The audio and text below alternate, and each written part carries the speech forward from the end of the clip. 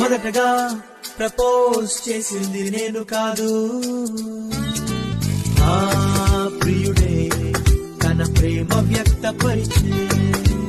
మొదటగా ప్రేమించింది నేను కాదు, నా యేసే తన ప్రేమ వ్యక్తపరిచే. కోరినాడు, పిలిచినాడు, నేను ఏదో మంచి వ్యక్తినైనట్టు. కుమ్మరించే ప్రేమ మొత్తం నేను తప్ప ఎవరూ లేనట్టు. ఆకాశాన తనలో తాను పరిపూర్ణునిగా ఉన్న ప్రభువుకు భూమిలో నాపై ప్రేమ ఎందుకో.